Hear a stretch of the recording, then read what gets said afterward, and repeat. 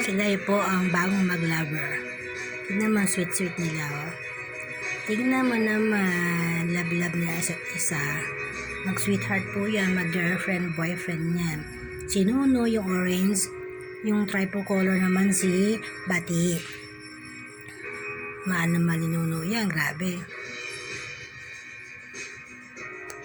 Hindi po yung nagkakalo ni Nuno, kasi matapang yung babae.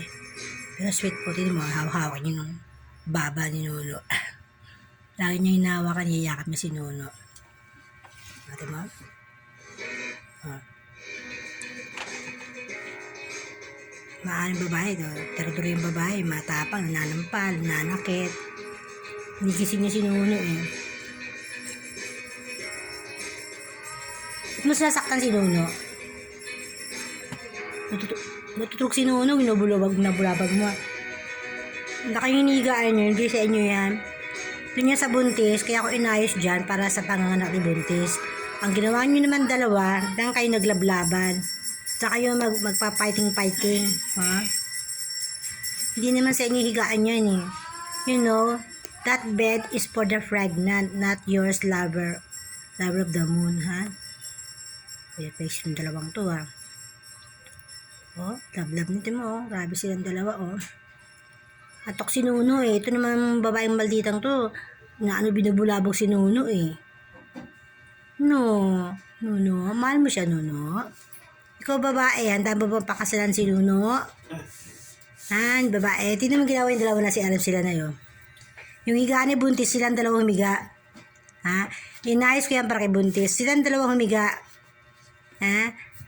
Ginawa kayong karton sa may labas para lagyan ng panganganakan si buntis. Ang ginawa ng dalawa, dyan silang humiga, dyan sila nag-aaway, lampungan. Tingnan mo tsura nilang dalawa.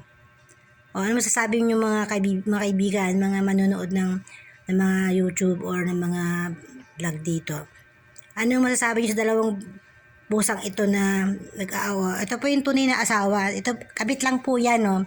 Actually, kabit po yan. Ito po yung tunay na asawa. Yung asawa po niya Nuno to.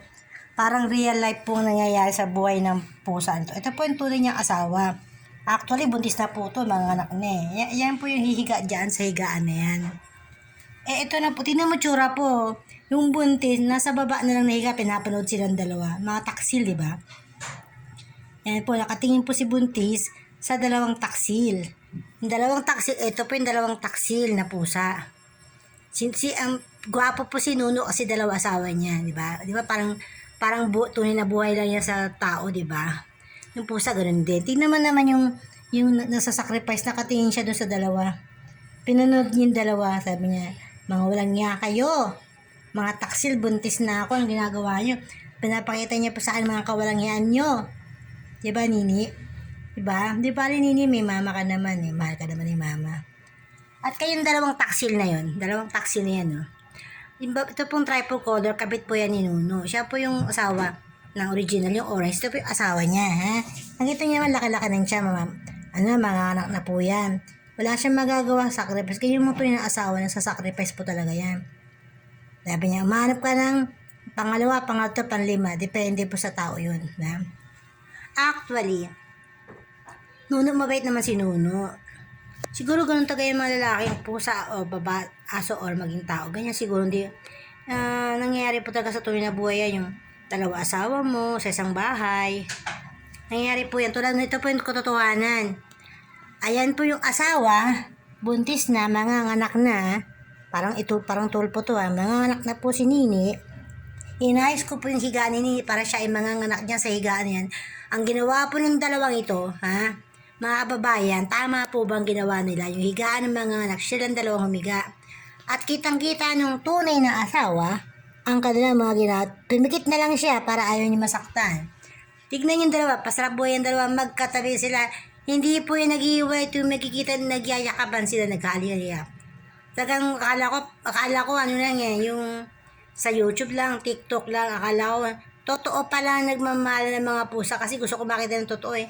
Ito pala, yung mga alaga ko pala ang totoo. Napapakita sa akin ng ganyan. Totoo pala, no? Walang aso, walang hayop, walang tao. Pantay-pantay ang pag-ibig. Maging dalawang tatlong asawa, pantay-pantay. Tingnan mo. Sweet nila, tingnan mo, oh. Tingnan mo naman sa babae.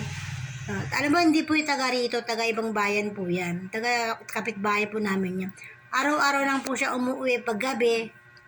Pag gutom na siya, yan, try niya. Pag gutom na po siya, sa kabilang bahay, kumakain naman siya dun eh.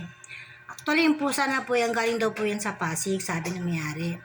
Sabi ng may-ari, ang istorya ng dalawang itong pusang to, talagang sweetheart sila eh. Si Nuno kasi maselan sa pusa. Ngayon, nakita niya to, nagandahan siya kay Batik. Ngayon, niiyakan niya minuminuto si Batik. Pag lumalabas, parang mabaliw-baliw na yan, kahit magkayakap kami ni Nuno. Pag narinig yung kaluskos ni Batik sa gate, at tataranta yan, nagiiyak na yan, grabe.